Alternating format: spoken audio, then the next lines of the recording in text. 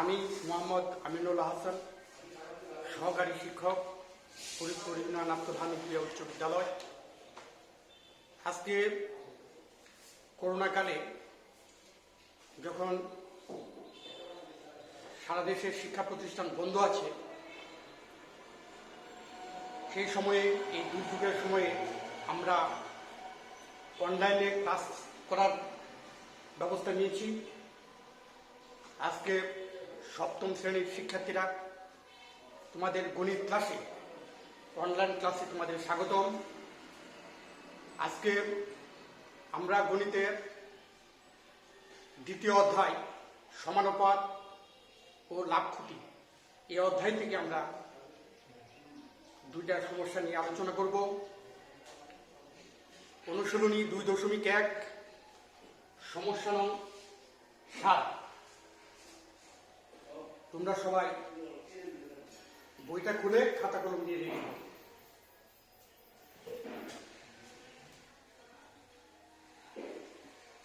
দেখো, সমস্যা 7-এর মধ্যে আছে, প্রশ্নটা একটু পড়ে নিই। কবির সাহেবের 3 পুত্রের বয়স যথাক্রমে 5 বছর, 7 বছর ও 9 বছর। তিনি 4,200 টাকা 3 পুত্রকে তাদের বয়স অনুপাতে ভাগ করে দিলেন। কে কত টাকা পাবে? এখানে তোমরা একটু খেয়াল করো, মোট টাকা দেওয়া আছে 4,200 টাকা। মোট টাকা, আমরা এই মোট টাকাকে 3 পুত্রের বয়স দেওয়া আছে, সেই বয়স অনুপাতে আমরা এই টাকাকে ভাগ করে দেব। এখানে মোট টাকা, দেখো, মোট টাকা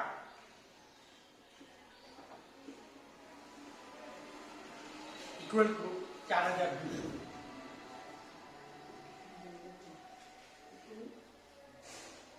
আর এটা আমরা ভাগ করে দেব 3 পুত্রকে তাদের বয়স অনুপাতে। 3 পুত্রের বয়সের অনুপাত, 3 পুত্রের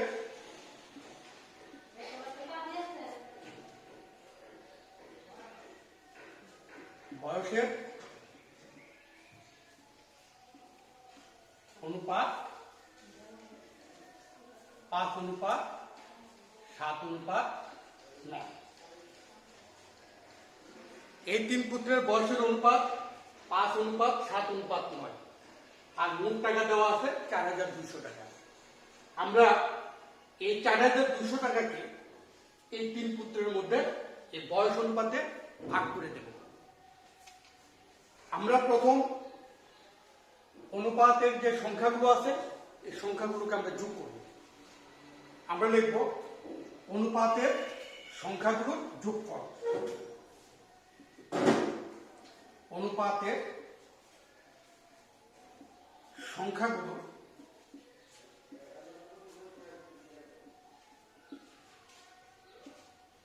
যোগফল।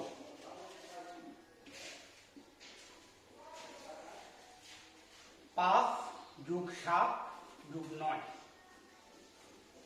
Equal to 21। অনুপাতের সংখ্যাগুলোর যোগফল 5 + 7 + 9 মোট হলো সমান হলো 21। এই 4,200 টাকা, 4,200 টাকা, এই মোট টাকাকে আমরা এই যে অনুপাতের সংখ্যাগুলোর যোগফল আছে 21 দিয়ে ভাগ করে, তারপরে এই বয়স অনুপাতে আমরা ভাগ করে দিব। যার বয়স 5 সে একটা অঙ্ক পাবে, যার বয়স 7 সে একটা পাবে। এখন আমরা লিখতে পারি প্রথম পুত্র পায়। আমরা পুত্রগুলোকে প্রথম, দ্বিতীয়, তৃতীয় এভাবে ইন্ডিকেট করতে পারি। প্রথম পুত্র পাবে, কমা 4,200 এর 21/5 টাকা। আমরা 21 দিয়ে 42কে 4,200কে ভাগ করব। ভাগ করব 200, তো 200-কে 5 দিয়ে গুণ করলে 5 দুগুণে 10, 1000 টাকা সমান 1000 টাকা। 1000 টাকা পাবে এক পুত্র, এটাকে আমরা বললাম প্রথম পুত্র পাবে। এভাবে আমরা লিখতে পারি দ্বিতীয় পুত্র পাবে।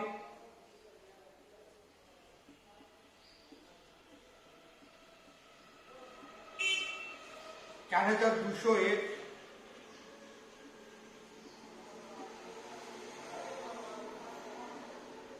21টা কিন্তু অনুপাত রাশিগুলো সংখ্যাগুলোর যোগফল। 21/7 যে অনুপাত আছে 3 জনের বয়সের অনুপাত, এই 3 জনের বয়সের অনুপাতে 21 ভাগের এক পুত্র পাবে 5 ভাগ, আরেক পুত্র পাবে 7 ভাগ, আরেক পুত্র পাবে 9 ভাগ। আমরা 7 লিখলাম, এত টাকা। আবার 21 দিয়ে 4200-কে ভাগ করলে হবে 200, 7 দুগুণে 1400 টাকা। তারপরে লিখতে পারি তৃতীয় পুত্র পাবে।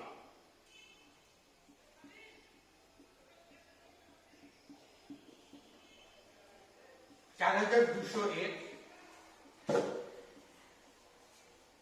21/9 টাকা। 2100 দিয়ে 4200-কে ভাগ করলে হবে 200, ইকুয়াল টু 9 দুগুণে 1800 টাকা। ঠিক আছে, এখন এই 4200 টাকাকে যদি আমরা 5:7:9 এই বয়স অনুপাতে ভাগ করে দিই, তাহলে প্রথম পুত্র পাবে 1000 টাকা, দ্বিতীয় পুত্র পাবে 1400 টাকা, আর তৃতীয় পুত্র পাবে 1800 টাকা। এখন আমরা উত্তরটা লিখবো এইভাবে।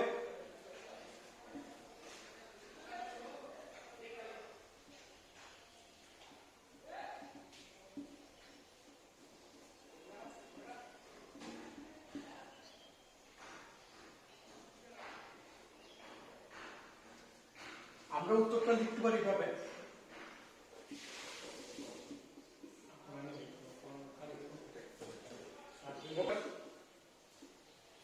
উত্তর 1000 টাকা, 1400 টাকা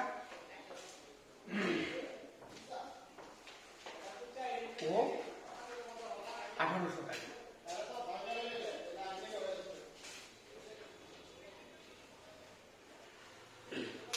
দেখো, এই সমস্যাটা আমরা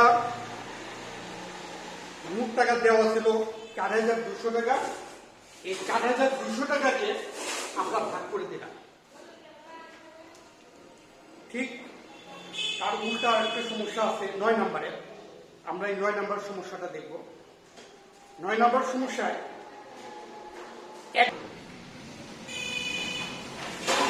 9 নম্বর সমস্যাটা একটু দেখো।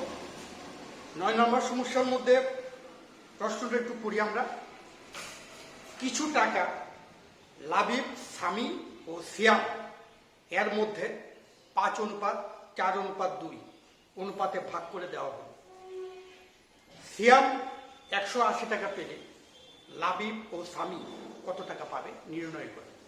এখানে দেখো একজনের টাকা দেওয়া আছে, অনুপাতও দেওয়া আছে, আবার একজনের টাকাও দেওয়া আছে, মোট টাকাটা দেওয়া নাই। এখন বলতেছে যে লাবিব এবং সামি কত টাকা পাবে। এখানে কিন্তু ভাগ করে দেওয়ার কথা বলে নাই, এখানে মোট টাকাও দেওয়া হয়। এখানে এই সমস্যাটা আমরা করবো কিভাবে। এখানে একজনের টাকা দেওয়া আছে, সুতরাং এটা অন্য নিয়মই করতে হবে।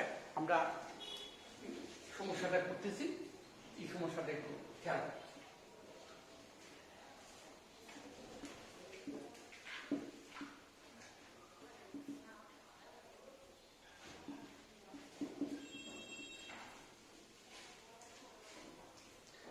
নয় নম্বর সমস্যা, এখানে কিন্তু অনুপাত দেওয়া আছে, ঠিকই অনুপাত রাশি দেওয়া আছে। লাবিব অনুপাত সামি অনুপাত সিয়াম। আমরা লিখব লাবিব অনুপাত সামি অনুপাত সিয়াম।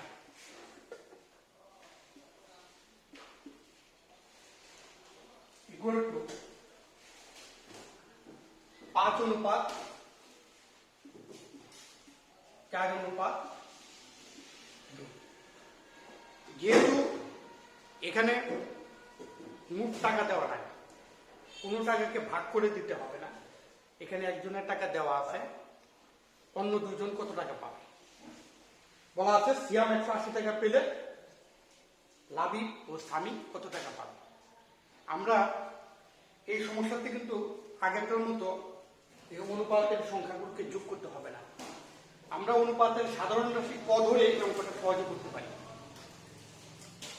আমরা অনুপাতের সাধারণ রাশি ক ধরে ধরি। অনুপাতের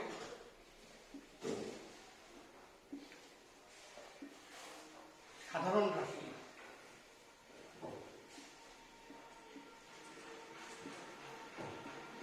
ক, আমরা এই অনুপাতের সাধারণ রাশিকে ক ধরলাম। অনুপাতের সাধারণ রাশি যদি আমরা ক ধরি তাহলে লাবিব কত পাবে।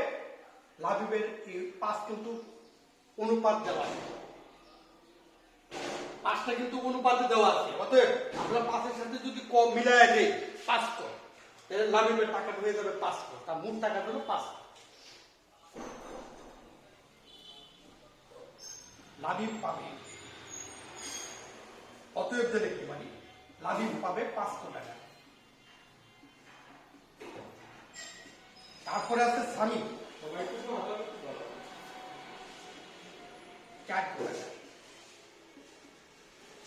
তারপরে সিয়াম পাবে 2 টাকা।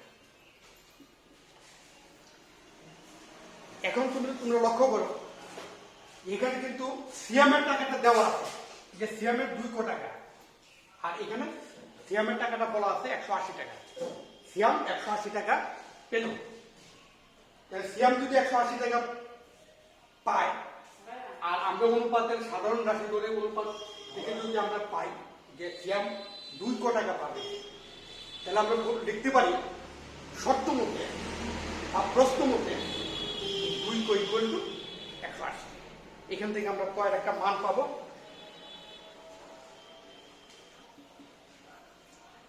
এখন আমরা লিখতে পারি শর্ত মতে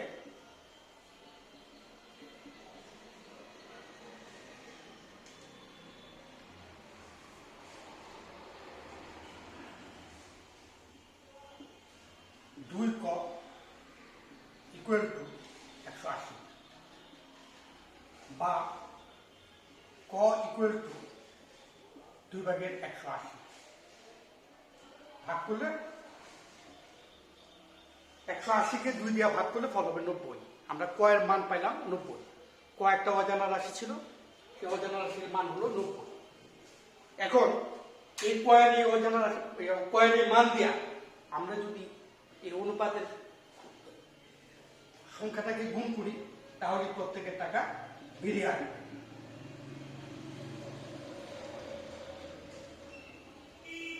লাবিব পাবে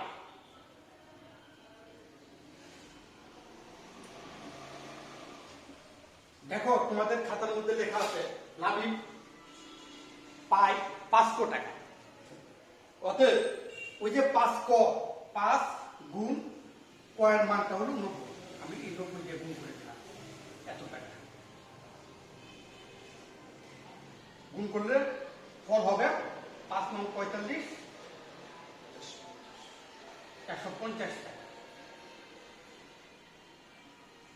তারপর সামি পাবে, সামির কত ছিল, সামি 4 ক। অতএব আমরা 4-কে 90 দিয়ে গুণ করে দিব, এত টাকা। 4 × 36 360 টাকা। আমরা উত্তর লিখতে পারি 450 টাকা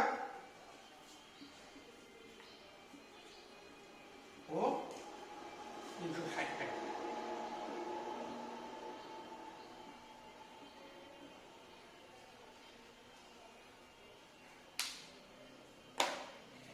আজ এ পর্যন্ত। আজকে তোমাদের সাত নম্বর এবং 9 নম্বর সমস্যা নিয়ে আলোচনা হলো। আগামী ক্লাসে তোমরা সবাই বাড়ির কাজ করে রাখবে। বাড়ির কাজ থাকবে